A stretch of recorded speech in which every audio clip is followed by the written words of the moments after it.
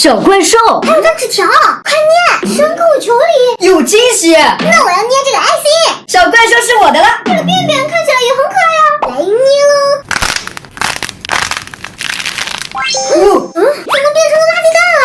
里面还软绵绵的，赶紧来看我的便便。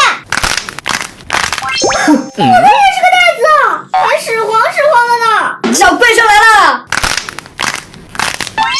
哎，黑色垃圾袋，我这怎么是黑色的呀？像地雷一样。不是说有惊喜了吗？哎，会不会在这里面？那赶紧把它捏爆看看。这么大一包，还软绵绵的，捏爆肯定超爽。准备好了吗？捏！全都喷出来了！哇哦，满满一盆泡沫哎！可是好像也没什么惊喜啊，抓来抓去还不是全是泡沫。到我的黄色袋子啦，给它剪个小口，不急。奇怪，怎么都是泡沫啊？惊喜在哪里呀？我的黑色地雷不会也是黑色泡沫吧？我捏。哇，真的是黑色的耶，弄得我一手都是，好恶心啊！说好的惊喜呢？我觉得没这么简单。哎，说不定做成泥儿才有惊喜呢。做成泥儿可以试一试。嘿嘿，拿出我的现成材料，把粘土便便放进泡沫里，手动抓一抓。咦，好像在玩便便呀！怎么都是屎黄屎黄的颜色？看我揉捏大法！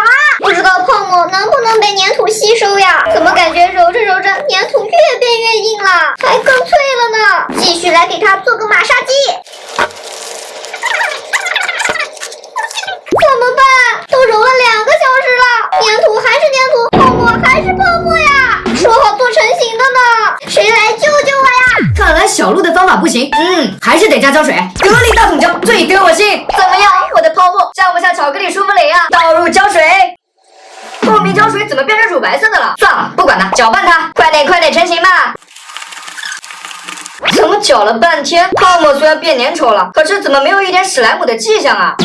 我也失败了。吸取了小鹿和小鱼的经验，首先就不能加粘土，其次不能加胶水，看来得用其他的材料。